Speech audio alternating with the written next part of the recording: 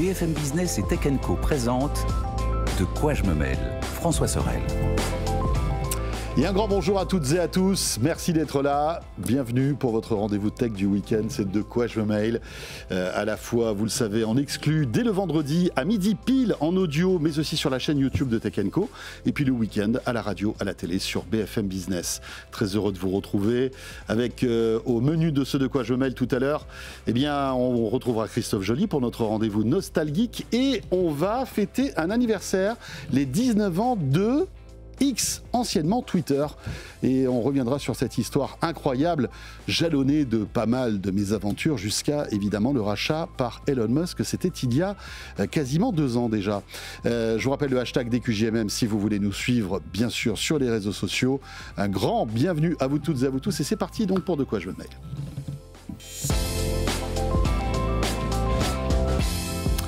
Et évidemment, pour débuter ce De quoi je me mêle, vous le savez, c'est le Club de la Presse IT, avec ce soir un casting inhabituel, et ça nous fait plaisir de les avoir à tous les deux. Olivier Frigara est avec nous. Salut Olivier. Salut François. Le papa du podcast On refait le Mac.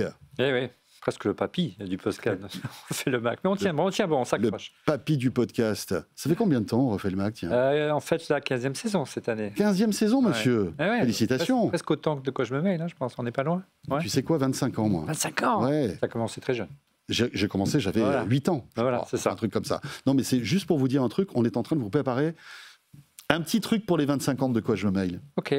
Mais je vous en dis pas plus. Bon, c'est à boire et à manger, on vient sûr. Hein. Ah, peut-être. Bon, en tout cas, vous serez les bienvenus. Et Gonzague d'Ambricourt. Salut Gonzague. Messieurs. Là aussi, plaisir de te retrouver. Plaisir d'être là. Gonzague, qui est, alors évidemment, blogueur, entrepreneur, avec bouche cousue et qui s'intéresse évidemment à toutes ces technologies qui nous entourent. Et ça tombe bien que vous soyez là tous les deux parce que l'actu de ces derniers jours, de ces dernières heures, est quand même, on va dire, prise par Apple. Apple qui a lancé donc son iPhone 16e. Alors évidemment, c'était pas totalement inattendu, hein. On se doutait bien qu'Apple allait sortir un nouvel iPhone qui se veut abordable. On reviendra bien sûr sur la définition d'abordable pour Apple. Vous allez voir, c'est quand même assez particulier. Olivier, peut-être commencer par toi. Tu savais tout avant l'arrivée de ce téléphone. Est-ce qu'il y a eu des surprises? Après, on reviendra sur les spécifications, etc. Mais je savais tout. On savait tout. Hein. Depuis quelques mois, on savait qu'Apple avait la contrainte de toute façon de faire évoluer sa gamme, puisque l'iPhone, je dirais, d'entrée de gamme, même si le prix n'est pas le prix d'entrée de gamme, ne pouvait plus commercialiser en France en raison de son port Lightning, hein, qui est aujourd'hui interdit, donc il faut passer à l'USB-C. Donc ils n'avaient pas le choix que de faire évoluer son iPhone. On savait aussi qu'ils ont beaucoup d'ambition autour d'Apple Intelligence, donc il fallait une machine, un iPhone, une plateforme qui est capable de faire tourner l'intelligence artificielle générative d'Apple, donc il faut plus de puissance, plus de mémoire. Donc on s'attendait logiquement qu'en début d'année, un nouvel iPhone arrive, renouvelé, qui permettrait d'élargir la base installée d'Apple Intelligence, qui est réservée vraiment à des produits très haut de gamme. Hein. L'Apple Intelligence, tu peux le faire tourner avant le 15 iPhone 16, que le 15 et 16 et encore le 15 Pro, même pas le 15 tout court. Waouh. Mais il était temps, Gonzague, hein, parce que le précédent iPhone SE, c'était un téléphone d'un autre âge, avec le design d'un iPhone 6, le Touch ID.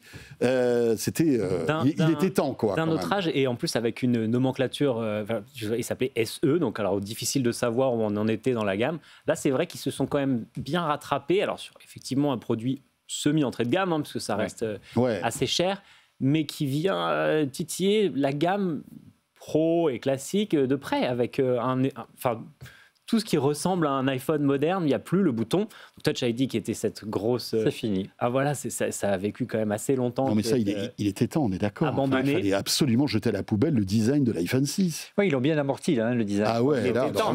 Après 15 ans, donc ils faisaient de jolies marges. Là, ils ont quand même aussi recyclé un design. On reconnaît quand même l'iPhone 13 voire l'iPhone 14, puisqu'il n'a pas les dernières specs des derniers iPhones avec la Dynamic Island. On retrouve encore l'encoche qui a disparu sur les iPhone 15 et les iPhone 16. Oui, il lui manque évidemment beaucoup de choses par rapport aux iPhones plus haut de gamme. Il y a un seul appareil photo. On n'a pas de face arrière aimantée. Donc ça, c'est un petit peu, ça va même les embêter dans la présentation des produits en magasin, parce qu'actuellement, tous les produits sont sur des stands magnétiques. Donc là, ils vont devoir apparemment mettre des autocollants un peu cheap s'ils doivent faire ça. Bonjour, vous pouvez m'acheter quelques millions d'autocollants, s'il vous plaît, c'est pour coller des iPhones dans les magasins. Comme disait Olivier, il n'y a pas le Dynamic Island, donc qui est la partie haute de l'écran qui peut afficher une notification interactive. Vous n'avez pas le bouton photo qui a été intégré sur... Bon, ça, on va pas... En fait, bon, personnellement, on va pas être bouleversé par la disparition de ce bouton. Voilà, exactement. Par le manque durant l'appareil. Non, il n'est même pas apparu, quoi, disons que sur cette version-là. Mais... Exactement. Donc, évidemment, c'est une version avec moins de choses que le reste de la gamme, mais qui, je pense, tirera largement son épingle du jeu. Bon, après, on a parlé d'Apple Intelligence. Pour l'instant, nous, on n'y a même pas accès. Donc, non. Non, ce qui est vraiment innovant, entre guillemets, ce qui est vraiment intéressant dans ce produit, c'est ce qu'il y a sous le capot. Oui. Il y a une puce qui est la même que l'iPhone 16, qui est la puce A18. Donc, si on investit dans ce produit-là, a priori, on est tranquille pendant quelques années. 6-7 ans, un iPhone aujourd'hui, la durée de vie potentielle avec les mises à jour, voire plus. Et il a surtout la mémoire nécessaire, puisqu'ils ont doublé la mémoire de tous les iPhones pour pouvoir faire tourner Apple Intelligence. Donc ça, c'était vraiment la base pour pouvoir vraiment proposer un produit qui dure longtemps. La surprise, il y a quand même une petite surprise autour de ce produit.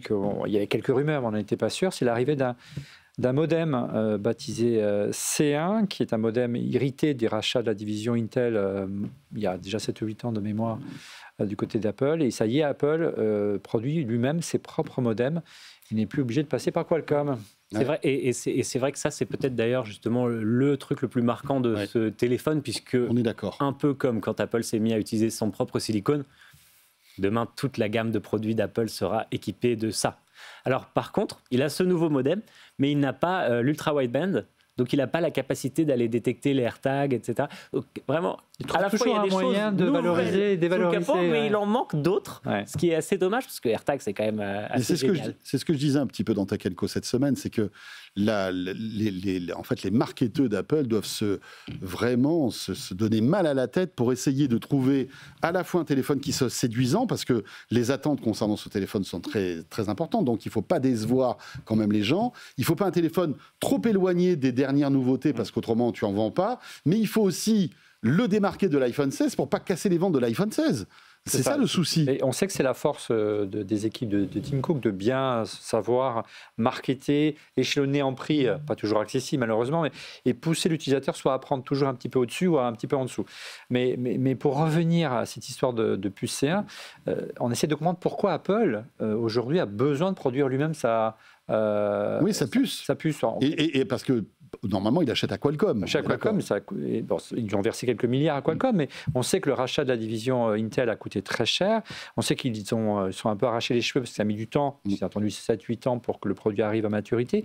Mais quelle est la finalité de tout ça? Et il semblerait que l'une des finalités, c'est ce qui semble se présenter avec ce produit-là, puisqu'il le teste d'abord sur un produit plutôt grand public, un produit, je dirais, plus pro comme les 16 Pro ou les 16 Pro Max, c'est qu'il permettrait déjà dans un premier temps d'avoir un peu plus d'autonomie. Donc ce serait un composant, un modem qui serait plus économe en énergie. Okay. Et il y a pas mal de rumeurs, vous le savez, autour d'Apple. On pense notamment à Mark Gurman, qui annonçait que cette puce pouvait cacher quelques secrets. Peut-être qu'il intégrerait des fonctionnalités qu'aujourd'hui une puce 5G n'a pas. Et elle pourrait être à la fois 5G, il pourrait intégrer du Wi-Fi. Pourrait intégrer justement l'UWB, ce que tu le travail band, ce que tu décrivais, des fonctions liées aux objets connectés que tu aimes bien toi aussi, Gonzague, pour détecter automatiquement certains objets de la famille HomeKit. Voilà, on sent que c'est un composant qui pourrait être aussi essentiel dans le futur d'Apple. Qui n'est pas une simple puce réseau, ça pourrait être quelque chose qui pourrait apporter de nouvelles fonctionnalités à l'iPhone. C'est un cheval de Troie, je dirais, d'Apple. Il s'essaye, il va falloir convaincre, parce qu'après tout, les performances, on les connaît pas. Peut-être qu'un modem de Qualcomm est plus performant. En tout cas, apparemment, les premiers chiffres que donne Apple, ce serait un modèle qui consommerait moins d'énergie, tout simplement. Et ils ont totalement revisité l'intérieur de ce téléphone, pour le coup, pour aussi mettre une très grosse batterie pour participer à cette autonomie. Donc, dans la vidéo de présentation, ils montraient justement comment ils ont réarrangé l'intérieur de l'iPhone. Donc, ce n'est pas juste un clone d'une carte électronique qui existait précédemment. Il y a quand même un peu de boulot derrière ce produit. Très bien. Bon, est-ce que ça, on présage un petit peu ce à quoi pourrait ressembler l'iPhone 17 qui pourrait sortir, voilà, peut-être à la rentrée. Alors là, on est un petit peu plus dans le flou. On sait qu'il y a cette rumeur d'iPhone ultra fin qui pourrait sortir. on ne sait pas quand. Mais il existe cet iPhone ultra fin? Il doit exister. On sait, il est tradition chez Apple qu'au sein du design de Cupertino, ils aient plusieurs propositions sur la table au cours de l'année. Donc il y a des différentes pistes qui sont étudiées, et puis Tim Cook à un moment dit je choisis, et Allez, puis et là, on lance on adapte les capacités de production en Chine. Cette année, il y aurait parmi les possibilités offertes à Tim Cook un iPhone allégé, un iPhone slim, un iPhone Air, le 17R. La rumeur a tellement enflé que tu as vu que récemment, Samsung a lancé une version allégée également, enfin annoncée en tout cas, va déjà, lancer de son S25. le S25 Edge. Voilà, il y a intérêt qu'Apple le sorte, sinon ils vont être un peu ridicules. Donc aujourd'hui, moi, je n'ai pas d'éléments objectifs pour le dire, très honnêtement, mais c'est vrai qu'on voit beaucoup arriver de design, puisque les designs sont testés, il y a des mini-productions qui sont faites pour tester aussi et lister les productions en Chine. Donc il y a des prototypes qui fuitent, et puis des rendus 3D, donc il ressemblerait effectivement à un iPhone allégé, et puis un dos qui n'est pas sans rappeler, avec une barre très large, qui n'est pas sans rappeler le design du Pixel. Donc moi, ça me gêne un peu qu'Apple s'inspire de Google. Voilà. Bon, on verra bien. Oui, il y a ça. Dans les rumeurs dont on parlait avec Mark Gurman, il y a aussi toujours la rumeur d'un iPhone qui se plie. Ouais. C'est-à-dire que ce n'est pas quelque chose qu'ils ont complètement évacué. Et ce n'est pas parce qu'ils ne le lancent pas cette année qu'ils ne sont pas en train de réfléchir au sujet, puisqu'il y a quand même l'air d'avoir une demande des consommateurs autour de ce format de smartphone. Et Apple, on le sait, il cherche d'abord comment bien exécuter quelque chose plutôt que de juste se lancer. On n'a pas évoqué la photo sur l'iPhone 16e, qui est quand même l'une des composantes les plus attendues quand on achète un téléphone. Fait 3 fois la taille de l'ancien appareil photo du S2. C'est ça. Il est assez 48 millions énorme, 48 mégapixels. Bon, Apple fait toujours une communication un petit peu fallacieuse, je trouve, parce qu'il parle de capacité de zoom optique, alors qu'en fait, c'est parce que le capteur est très grand qu'on peut faire un zoom 2 fois dedans sans perdre en qualité. Oui, mais ce n'est pas un vrai zoom optique. Ça n'est pas un zoom optique, c'est pour eux un équivalent de qualité optique. C'est quand même un abus de langage, je trouve, assez fort. De 48 à 24, quoi, en gros, voilà. une photo. Il n'y a pas de caméra à grand angle, évidemment. Il n'y a pas de téléobjectif physique réel, comme on peut le voir sur les modèles plus haut de gamme. Après, ça fait quand même largement le job. Et surtout, on l'a vu ces dernières années, tu parlais du Pixel il y a un instant, en fait, l'évolution de la photo, elle est tellement autour du traitement de l'image. Finalement, le capteur est presque secondaire. Voilà, le capteur, évidemment, c'est important, puisque c'est ce qui capture l'image et qu'il va falloir modifier après, donc autant ne pas travailler sur une base merdique, mais avec un capteur, on peut déjà faire beaucoup de choses. Il y a quelques manques, tu le citais tout à l'heure, le MagSafe, donc cette possibilité de démonter, d'accrocher, c'est pratique en voiture, d'accrocher son téléphone. Et de charger par induction. Et de charger par induction. Il n'y a pas l'ultra wideband, tu l'as dit. Il n'y a pas d'écran ProMotion, donc une capacité d'aller jusqu'à 120 Hz, ça reste un écran 60 Hz. Et puis, le Wi-Fi commence un peu à dater, c'est un Wi-Fi 6. Ouais. Alors, on est en Wi-Fi. Alors, qui serait lié à la puce C1, finalement, qui propose la 5G. Oui, mais franchement, je pense que ça, c'est totalement dans la lignée de ce que vous disiez tout à l'heure, à savoir de la segmentation produit. Ouais. On bride, tout comme ils sont capables de faire des processeurs sur les Mac et sur les smartphones, qui ont plus ou moins de cœur. Donc, tu vas avoir un A18, etc. Ils l'ont bridé, quoi. Ça peut être un A18 moins puissant. Ouais. Dans les Mac, un M4, M5 peut être fait dans plein de versions différentes. C'est le même principe. On parle des prix ? 719 ? 719. Tu te souviens du prix de précédent iPhone SE ? C'était plutôt 500 et quelques, non ? 599. On le trouvait beaucoup moins cher avec les promotions, donc ça fait un gros écart quand même. Ouais, voilà. C'est ce que je disais tout à l'heure. La notion d'abordable chez Apple, elle est quand même assez particulière. 120 € de plus qu'un iPhone SE ancienne génération, 250 € de moins qu'un iPhone 16 tout court. Comme ça, un écart non négligeable. Ouais, c'est là où ils sont forts. C'est-à-dire que malgré tout, il y a une grosse différence entre l'iPhone 16 et l'iPhone 16e. Il y a 250 € d'écart. La bonne nouvelle, c'est que l'iPhone SE, c'est vraiment le produit d'Apple, le produit de mass market que destine Apple vraiment aux early adapters, enfin, je dirais à la masse des gens qui souhaitent acheter pour la première fois un téléphone sous iOS, qui ne cherchent pas forcément un produit le plus évolué du marché. Donc, il est fort à parier que d'ici quelques jours, voire quelques semaines, il soit déjà en promo, que les prix baissent, comme on l'a vu sur d'autres modèles d'Apple. Ouais. Et puis, en fait, je pense que donc, attendez un peu avant. Effectivement, il y a les 250 € d'écart avec le modèle 16. une augmentation non négligeable du prix, mais elle te permet de dire un truc qui est sociétalement assez important. J'ai un iPhone, j'ai la bulle bleue sur les SMS. Bien sûr. Il y a un truc d'appartenance, c'est un iPhone. Et puis, on le pose sur une table, on ne sait pas si c'est un iPhone 16 ou un iPhone... enfin, voilà, on a un iPhone dernière génération, finalement.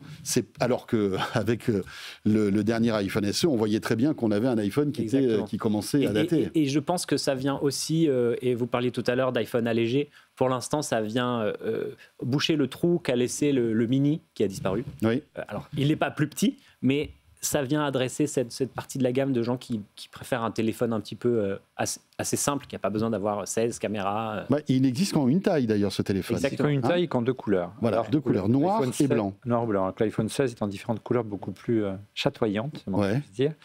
La bonne nouvelle, c'est qu'il arrive au bon moment en France, puisque ça y est, c'est officiel. On a la date, on a le mois, on a la semaine approximative du lancement d'Apple Intelligence en France, ce sera en avril. Ils l'ont confirmé. Alors, c'est quoi? C'est mi-avril, fin avril? Plutôt à la fin du mois, mais après, on n'est jamais sûr de rien avec Apple. On sait qu'ils ont des grandes difficultés. Alors, on dit souvent que c'est la faute de l'Europe, du DMA notamment, qui expliquerait les retards d'Apple Intelligence en Europe. On sait qu'ils ont aussi de grandes difficultés à adapter la version française de Siri, tout simplement. Oui, c'est ça. Le nouveau Siri. Donc, il n'est pas certain que la prochaine version d'iOS qu'on aurait... 16.4 de mémoire. 18.4, c'est l'iPhone 16, mais on a un iOS 18. Avec l'Apple Intelligence en Europe et en France, on aurait la dernière version de Siri. Ça, c'est pas encore acquis. Ouais. En tout cas, c'est intéressant. Ça va complexifier un petit peu le choix, je trouve, des consommateurs, parce que aujourd'hui, qu'est-ce qu'il vaut mieux acheter? Un iPhone 16e ou un 15 Pro dont le prix a baissé aussi. Parfois, on trouve des promos. Enfin, tu vois, ça devient complexe. Et puis, il y a aussi le marché de l'occasion. Ouais. C'est-à-dire que tu peux trouver peut-être un 15 Pro à un prix défiant toute concurrence. Je veux dire, c'est... Si tu vas sur Back Market, Le Bon Coin, Rakuten et compagnie, il y a des très beaux produits avec des prix extrêmement agressifs. Et forcément, et en plus, ça parle à une population de gens qui ne veulent pas forcément entretenir le marché du neuf. Et c'est la force des produits Apple. On en parlait tout à l'heure sur la vie à 6-7 ans d'un appareil. Il peut avoir plusieurs propriétaires sans trop perdre en valeur. Donc, je trouve que c'est assez cool, ça. Ouais. Donc, si vous voulez un iPhone 9, l'iPhone 9 le moins cher du moment, c'est l'iPhone 16e. Il n'y a pas à chipoter. Comme un Mac. Un Mac, ça coûte plus cher, mais ça dure plus longtemps. Oui, c'est ça. Bon, on a fait le tour. Rien d'autre, je crois, concernant ce produit. La rédaction de Tech & Co va le tester, bien sûr, avec Mélinda Davansoulas. On aura l'occasion, évidemment, d'y revenir. Dans l'actualité aussi, il y a des produits étonnants qu'on va évoquer et qu'on vous a souvent présentés ces derniers mois dans De quoi je me mail, et dont on s'est très vite rendu compte de l'échec que ça allait être. Et c'est le cas du fameux Human AI Pin, vous savez, ce produit vraiment bizarre qu'on accrochait comme ça à une chemise ou à son veston, qui réagissait à notre voix, qui était connecté, il fallait une puce 4G à l'intérieur, qui pouvait projeter des choses. Un vidéoprojecteur intégré, donc on avait notre main comme ça, et puis on se retrouvait avec des petites informations qui s'affichaient. Alors au début, quand ce produit a été présenté, on était tous fous, parce qu'on se disait waouh, ça a l'air génial, etc. D'autant que, Olivier, derrière, il y avait quand même, on va dire, du costaud, c'est-à-dire que les concepteurs de ce produit, c'était des anciens d'Apple. C'était pas n'importe qui, je crois. J'ai noté leur nom parce que c'est des noms à coucher dehors. Irman Chaudhry et Bethany Bogiorno, bonjour en italien. Ouais. Ils leur ont dit bonjour au conseil d'administration, apparemment, ou plutôt au revoir. Non, blague à part, c'était vraiment des designers et des ingénieurs importants dans le monde Apple, puisque c'était des géniteurs de l'iPhone notamment et de l'Apple Watch. Donc c'est pour ça qu'au début on se disait waouh, attendez, c'est pas sur la secret sauce. C'est pas n'importe qui. Voilà, c'est pas n'importe qui. Ils se lancent là-dedans. Ils ont quand même eu la Vista et la Baraka avec l'iPhone. Pourquoi pas? Ils ont levé 230 millions de dollars, notamment auprès de Sam Altman et d'OpenAI et de Microsoft. Puisqu'on intégrait ChatGPT. Exactement. Oui, parce que c'était un produit c'était l'un des tout premiers produits qui vivait grâce à l'IA générative. En fait, c'est arrivé peu après l'arrivée dans nos mondes, dans nos têtes, de l'intelligence artificielle, en tout cas ce qu'on appelle aujourd'hui, mais qui est effectivement plutôt le génératif, puisque l'intelligence artificielle, ça existe depuis très longtemps. Là, c'est vraiment effectivement un appareil avec lequel tu allais pouvoir parler facilement, interagir de façon beaucoup plus riche que ce qu'on connaît de ancien Siri, et qui est encore actuel pour nous en France. Donc il y avait une promesse assez fantastique autour de ce produit, et une équipe de choc pour le concevoir. Mais ça a fait un flop. Pour plusieurs raisons. Déjà, le produit ne marchait pas super bien. Il n'était pas très réactif. Ce qui est embêtant pour un produit électronique. Il y a eu quelques tests de célèbres youtubeurs américains qui l'ont un peu assassiné. D'ailleurs, on a beaucoup critiqué ce youtubeur à tort, puisqu'il avait raison sur le fond. Quand un produit n'est pas bon, il faut le dire. Et puis, il y a aussi des choix stratégiques qui ont été faits, il semblerait, par les concepteurs, puisqu'il y a eu quelques fuites qui ont été données par des salariés de la boîte qui ont quitté Human depuis, que les fondateurs voulaient absolument que le produit soit prêt en temps en heure au moment où il a été annoncé quelque temps ou avant le CES, je crois, de mémoire. Il a été annoncé en 2023 et il était disponible en 2024. C'est là que des gens ont commencé à le tester. Voilà. Et il y avait un problème chronique de surchauffe. Ils pensaient pouvoir corriger ce problème avec un patch logiciel qui permettrait de ralentir la cadence du processeur pour qu'il ne chauffe pas trop. Mais voilà. Ce produit n'est même pas sorti en France, en fait. Ouais. Non, je crois qu'ils en ont quasiment pas vendu. Ouais. Et surtout, en fait, à un moment, ils ont eu plus de retours que de ventes. Terrible. Donc, il y a eu un moment où ils avaient plus d'1 million de dollars de retours de produits et moins de ventes. Donc, et en fait, déjà, depuis l'an dernier, ils cherchaient à se faire racheter. Sauf qu'ils cherchaient à se faire racheter plutôt 700 millions de dollars. Là, c'est Hewlett Packard qui les a rachetés pour 118 millions. Alors, et vraiment, et c'était là le sujet de cette chronique, c'était un peu les objets connectés et le cimetière des objets connectés, parce que qu'est-ce qui se passe une fois qu'une boîte comme ça se fait racheter? Alors là, on est dans l'exemple le plus horrible et le plus sensationnel et dramatique, c'est que Hewlett Packard a annoncé ce rachat le 18 février. Eh bien, dans 10 jours après ce rachat, le Human AI Pin ne pourra quasiment plus rien faire parce que les serveurs et les services de Human seront coupés et il en dépend entièrement. C'est un produit qui intègre une carte SIM, qui ne marche qu'avec un abonnement, etc. Donc, à partir du 28 février, cet appareil ne pourra plus que vous donner vocalement son niveau de batterie. Et donc les gens qui l'ont acheté, exactement, extrêmement pratique. Il ne pourra même plus te donner l'heure. Donc la discussion sera quand même assez limitée à chaque fois. Bon, et au moins, je pense qu'il pourra répondre à cette question. $700. Abonnement à $24. Les gens qui ont acheté ça, qui voulaient participer à cet écosystème d'early adopters, se font complètement avoir. Alors, j'espère pour l'ensemble d'entre eux qui se sont fait rembourser le produit. En fait, je crois qu'ils remboursent un produit qui a été acheté il y a moins d'un mois. Oui.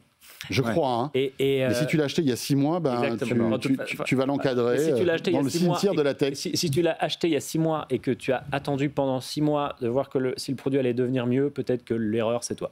Mais donc, bref, ce truc ne marchait pas bien du tout. Et les salariés, il y avait quand même 200 salariés chez Human, ils vont se retrouver chez HP, notamment à bosser sur l'intelligence artificielle dans les imprimantes. Moins sexy. Les fondateurs vont aussi finir chez HP. Oui. Voilà. On va changer d'Apple. Exactement.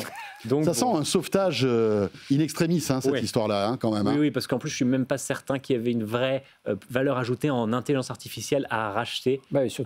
Alors, ils ont 300 brevets déposés aux États-Unis. Oui, c'est ce que rachète HP d'ailleurs. Voilà, exactement. Mais bon, 118 millions. L'IA, c'est OpenAI. En fait. Oui, exactement. Jolie somme.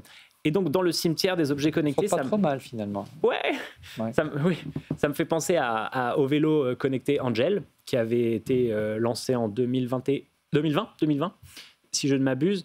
Donc, lui, il a vécu un peu plus longtemps, mais malheureusement, je pense que d'une part, ils ont été beaucoup trop ambitieux sur ce qu'ils ont voulu faire.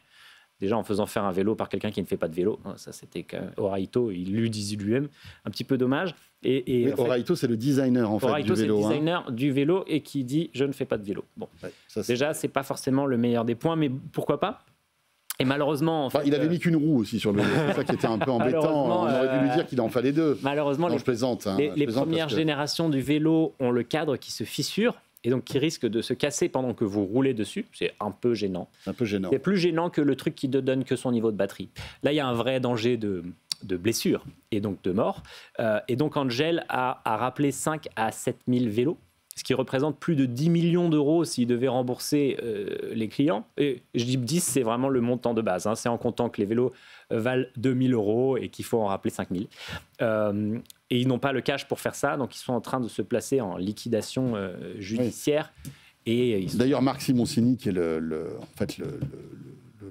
principal actionnaire, en fait, hein, c'est son concept, c'est son idée, Angel, hein, a fait un long post il y a un mois de cela sur les réseaux en expliquant en fait la mésaventure et la poisse qu'il a eue avec cette boîte-là. C'est un problème de fabrication. Moi, je trouve que je suis pas d'accord avec cette. Évidemment, il y a eu des problèmes, mais je pense qu'il y avait aussi des mauvaises idées de base sur un vélo électrique. Si tu mets la batterie en haut, tu changes ton centre de gravité, l'écran embarqué dans le guidon. Il faut préciser que tu es un... Oui, j'ai essayé. Tu as essayé, et puis tu es au quotidien un spécialiste. Les vélos, tu t'y connais. Les vélos, tu en as testé quelques-uns quand même. Ça va. Et l'écran intégré, c'est le truc. En fait, le vélo, ce qui a été oublié en concevant ce produit, c'est que c'est un produit que les gens utilisent tout le temps et de façon intense. C'est pas un objet, c'est pas un petit cadre, un miroir qu'on met à la maison et qui peut déconner. Les gens s'en servent pour aller au travail, aller à l'école. Oui. Donc, où là, la notion de sécurité est très importante. La sécurité, la fiabilité. Là, l'alarme, elle se déclenchait tout le temps. Ah bon ? C'était horrible. Et il y a des vidéos là qui sont sorties dans les médias de propriétaires de ce qui devient un peu une brique, qui disent, ils le touchent et disent, pardon, l'alarme se déclenche tout le temps. Donc c'est assez dommage parce qu'il y avait une belle vision. Je pense qu'ils ont mis beaucoup trop d'argent dans le marketing et pas assez dans la conception et la réflexion. Et c'est dommage parce que déjà, il y a plein de gens qui ont acheté ce produit en y croyant. Donc ça a mis des gens au vélo qui n'étaient pas forcément clients à la base, mais qui vont se retrouver un peu dégoûtés par cette expérience. Et là, on va se retrouver donc encore une fois avec le cimetière des objets connectés. C'est que quand les serveurs de Angel vont s'arrêter, ils vont perdre beaucoup de fonctionnalités. Le guidage, la connectivité, l'alarme anti-vol, tout ça, ça va marcher beaucoup moins bien. Alors, c'est pas impossible de développer des alternatives logicielles. Ça m'a fait penser au Nabastag. Juste une chose, parce que j'aimerais qu'on reste un petit peu encore sur Angel. Ça veut dire que il n'y a pas eu d'annonce d'arrêt des serveurs encore. Pas encore. Non, pas encore, parce qu'ils sont vraiment sur la procédure, judiciaire. Mais déjà, ils sont en fight avec Seb, qui fabrique le vélo, qui l'assemble. Parce qu'ils ne sont pas d'accord sur qui est en tort sur ce problème de cadre qui se fend, plus problème de cache. Donc pour l'instant, ce n'est pas la priorité. Et moi, j'avais rencontré plusieurs fois Marc Simoncini à l'époque. Lorsqu'il avait lancé ce projet, il était très enthousiaste. Oui, je l'avais croisé ici, avec toi, sur ce plateau. C'est vrai. Et un an ou deux après, je l'avais... Le Tesla du vélo. Pardon ? C'est ça qu'on le présentait à l'époque. Oui. Le Tesla du vélo. Oui, parce que... Et puis l'iPhone du vélo même. Moi, je me souviens, on surnommait, parce qu'il y avait une partie tech assez importante avec cette interface, etc., etc. Et puis, je l'avais reçu 2 ans après. Et là... on sentait déjà qu'il regrettait. Et moi, il m'avait dit, je regrette de m'être lancé dans cette aventure, parce qu'il dit, et souvent, c'est ce que disent en fait ces entrepreneurs, fabriquer du soft, c'est facile, mais dès que tu mets le doigt dans du hardware, c'est-à-dire la construction d'un produit, il m'a dit c'était un enfer. En fait, la réglementation est très, très, très, très, très compliquée sur les vélos. À raison. À raison, bien sûr, mais elle diffère en plus en Europe d'un pays à l'autre. Oui, et on a une base, mais oui. Enfin, d'après ce qu'il me disait, après, il avait eu un problème de fabrication sur une pièce qui était, on va dire, capitale sur le vélo.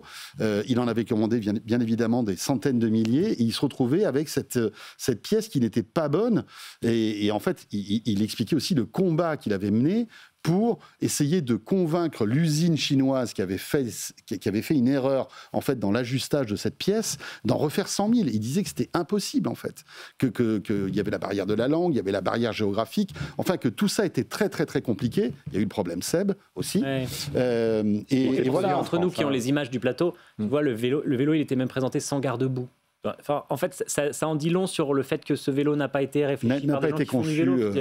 Tout le monde ne fait pas du vélo en plein soleil quand il pleut pas. Enfin, il y a plein de trucs comme ça où tu te dis... Et il y a eu un énorme problème où ils en ont vendu des pas chers du tout dans je ne sais plus quelle chaîne de magasins à 700 €. Alors là, tu te disais, waouh, ce vélo électrique à 700 €, les batteries ne marchaient plus. Donc il y a pas que le vélo ne charge pas. Donc il y a un ensemble de problèmes. Et effectivement, tu parles du soft versus le hard. Le software... Tu t'es trompé en faisant une modification sur Twitter, ça ne marche plus bien. Tu corriges, ça change chez tout le monde dans le monde entier. Tu t'es trompé dans la carte électronique qui contrôle le vélo, t'es mort. Et il est chez les gens. T'es foutu. Ouais. C'est horrible. Et ce problème, Van Moof, qui est beaucoup plus gros, parce qu'on estime que Angel, ils ont vendu 10 000 vélos. C'est pas beaucoup. Van Moof en a vendu 190 000, 19 fois plus. Ce qui est beaucoup, mais sans être non plus énorme, par rapport, vu l'importance médiatique qu'avait la boîte. Ils ont eu un peu le même problème. Ils ont voulu inventer plein de composants eux-mêmes, faire leurs propres freins, leurs propres dérailleurs. C'est que des ennuis. Les gens qui font des vélos depuis très longtemps, les vieilles marques de vélos, ne se sont jamais aventurés dans ça parce que matériel, fragile, utilisé par des gens de façon intense tous les jours. Et puis on se souvient aussi du contexte. Rappelez-vous, toutes ces boîtes étaient arrivées juste après le Covid parce qu'il y avait cette volonté de se reconnecter et d'accélérer sur et que les gens, sur les déplacements post-Covid aussi. Alors eux, ils ont lancé au moment du Covid. Mais et que les gens, pendant et après le Covid, effectivement, prenaient un peu moins les transports en commun. Et il y a eu une grosse dynamique. Il y a eu les grèves aussi. Donc il y a eu une belle dynamique autour de la mobilité comme ça. Et là, ça fait beaucoup de déçus, quoi. Sachant que pour Angel, le problème va encore plus loin, parce que s'il y a un problème effectivement structurel du cadre de par une mauvaise construction par Seb... Oui, le vélo est interdit d'utilisation. Oui, on va l'utiliser pour des raisons de sécurité. Leur campagne de rappel demande à entre 5 et 7 000 personnes de ne plus utiliser le vélo. Pas le mettre à jour, le vélo. C'est comme Citroën avec les problèmes d'airbag. Ils demandent de ne plus utiliser le véhicule. Donc en fait, quand tu as mis plus de 2 000 € dans quelque chose qui est devenu ton moyen de transport et que tu ne peux plus t'en servir... un peu en travers de la gorge. Ouais, bon, enfin voilà, c'est triste, mais bon, c'est comme ça. Je pense qu'on essaiera d'entretenir cette rubrique du cimetière des objets connectés. Vous voulez nous parler de Nabastag aussi? Je voulais vous parler de Nabastag, parce que Nabastag, c'est beaucoup plus vieux. C'est très très vieux, mais Nabastag, c'est un peu le contre-exemple. C'est-à-dire que c'était un petit lapin connecté qu'on pouvait avoir à la maison. Tu te souviens? Les 3 geeks que nous sommes, le premier objet, Je probablement. crois qu'on en avait tous un à la maison. C'était incroyable. Il y avait un lecteur de badge NFC dans la tête du lapin. Inventé par Raphaël Adjan. Les Génial, Raphaël. petites oreilles qui tournaient, etc. Je ne sais pas si vous vous souvenez. Super idée. Et ce qui s'est passé au tournée de Nabastag, c'est que effectivement les serveurs de la société mère, parce qu'après il y a eu plein de rachats par Aldebaran, etc. C'est-à-dire qu'après, au bout d'un moment, Raphaël Adjan a décidé de lâcher le bébé. Exactement. Ça a été racheté. Et en fait, les fans, la communauté s'est mis à faire ses propres serveurs. Et par chance, il était possible de connecter ton Nabastag à ces serveurs et de changer le logiciel. C'est d'ailleurs un vrai débat, parce que ça déborde sur le débat sur les tracteurs John Deere, que les agriculteurs ne peuvent pas maintenir eux-mêmes, etc. Là, le Nabastag, ça a été suffisamment ouvert pour le permettre. Donc c'est assez cool. Et je repense on parlait de Cowboy, de Vanmoof, etc. C'est pareil, là, sur ces vélos, il y a des tiers, des développeurs qui se sont amusés à développer des apps qui permettent de les contrôler sans le cloud du fabricant. Donc ça, c'est assez important, je trouve, aujourd'hui, quand on achète un produit connecté, de savoir si on peut le libérer de l'emprise que la société qui vous le vend a. Et Cowboy, qu'est-ce que ça devient, tiens? Cowboy, ça marche très bien. Ça va? Alors, ça marche très bien. C'est difficile aussi, parce qu'ils sont sur le même marché. Produits physiques, il y a plein de pannes. Vanmoof, c'était désastreux. Vanmoof, c'était pire parce qu'il y a le dérailleur qui n'arrêtait pas de tomber en panne. Quand le dérailleur de ton vélo ne marche plus, tu vas beaucoup moins vite, quand compliqué. Cowboy, ils ont eu beaucoup de sujets de SAV, etc. A priori, ils investissent énormément pour continuer à se développer. C'est une équipe très ambitieuse. Après, ils ont eu une épopée précédente pas très rigolote. C'est eux qui avaient lancé une plateforme de livraison de nourriture à domicile qui est partie avec beaucoup d'ardoises en France. J'espère qu'ils ne feront pas ça avec les vélos. Ouais, c'est clair. Enfin voilà, il y a plein d'anecdotes comme ça, de produits qui ont disparu. Oui, il y a Google qui a racheté un hub domotique qui l'a coulé et après il était complètement non fonctionnel. Donc tu te retrouves avec un boîtier qui ne peut plus rien faire. Ouais. En fait, des histoires comme ça, il y en a un paquet. Et espérons que ça n'arrive plus parce que les clients... Vous ne pensez pas que le Rabbit, là, ce petit appareil... Ah oui. Je ne sais pas si vous vous souvenez de ce machin-là. Ça, c'est Teenage Engineering qui a fait le Rabbit R1. Mais vous vous souvenez, c'est sorti quasiment en même temps que le Human AI Pin. $200 et pas d'abonnement. Donc déjà, on était sur un modèle plus du beau joujou. Mais alors, je ne sais pas si vous l'avez eu en main, ce truc-là. Non. Moi, on a Michel Lévy-Provençal qui vient souvent dans Tech & Co et qui était excité comme une puce et qu'il avait précommandé lors de sa présentation. Il l'a reçu. Et en fait, c'était inutilisable, quoi. Mais vraiment, c'était inutilisable. Ça marchait pas, l'écran n'était pas responsive. Il y avait plein de trucs. Voilà. Bon, alors c'est sûr que ça coûte que 200 balles, mais tu te dis, zut quand même. C'est un système sur Android déguisé dans un petit boîtier, pardon. Voilà, c'est ça. Et donc, effectivement, la promesse était un petit peu mensongère. Et après, des gens ont trouvé le code source du prompt. Parce que c'est du chat GPT derrière. Mais bien sûr, et en fait, on n'a pas besoin de hardware, finalement. Ils se sont rendus compte que tu pouvais faire ça totalement sur ton navigateur ou avec une app sur ton téléphone. Ouais. Non, mais c'est une vraie question aussi qui peut expliquer pourquoi aujourd'hui, on a énormément rêvé depuis une dizaine d'années en tant qu'observateur et journaliste geek de l'arrivée de ces objets connectés en général et de voir enfin notre vie connectée, notamment à la maison, d'avoir une vraie maison connectée.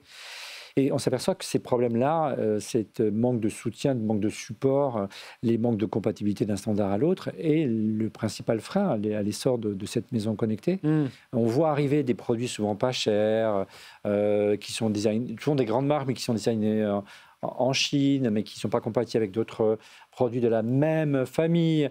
Et c'est difficile d'acheter une caméra de surveillance qui ne va pas être maintenue au bout de 2 ans. C'est difficile d'acheter une serrure connectée qu'on ne peut plus ouvrir parce qu'il n'y a plus de serveur. Ouais. Donc ça demande effectivement... Et autant on peut comprendre pour... enfin, je sais pas ce que vous en pensez, mais un téléphone, on peut comprendre qu'au bout de 5, 6, 7, 8 ans, voilà. Mais un vélo, c'est chaud, quoi. Mais il continue à marcher. Un vélo... ton téléphone, oui, à la limite, c'est pas grave. Ton téléphone, il est réparable, il va continuer à marcher. Là, le problème de ces trucs hyper spécifiques, parce que l'écran Angel et le guidon Angel, c'est un peu le problème, c'est que ce vélo, d'ailleurs, si tu veux changer le guidon, tu peux pas. Tu es obligé, tu es coincé dans le leurre. C'est que ça, là, il y aura zéro maintenance derrière. Alors que si tu as acheté un vélo, je sais pas, avec un moteur Bosch ou n'importe quel gros fabricant, il y a un réseau de concessionnaires qui va savoir l'entretenir. Et donc, moi, je suis vachement revenu en arrière de mon adoration des vélos connectés de start-up parce que je pense que ce n'est pas une si bonne idée. L'expérience, elle est très chouette tant que ça marche.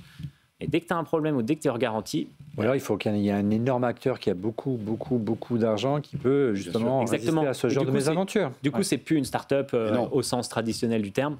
C'est des gros fabricants de vélos à l'ancienne. Et en fait, ils ont aussi largement rattrapé ce marché en sortant eux-mêmes des produits très sexy et qu'on peut entretenir. Voilà, un vélo, ça a l'air tout bête, mais c'est hyper technique, hyper complexe. Et même avec une seule roue. Et même avec une seule roue.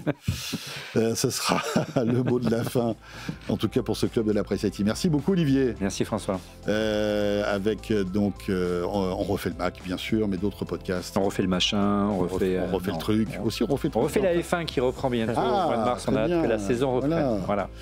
Et puis à Gonzague d'Ambricourt, merci à toi, Gonzague. Entrepreneur, vous le savez, avec bouche cousue, mais aussi fan de tous ces sujets qu'on évoque dans De quoi je me mêle. Vous restez avec nous, notre deuxième partie dans un instant, et ce sera avec Christophe Joly. Ce sera notre rendez-vous nostalgique et on va vous raconter l'histoire de X, anciennement Twitter. Il y a 2-3 trucs à dire quand même. Allez, à tout de suite. De quoi je me mêle sur BFM Business et Tech & Co.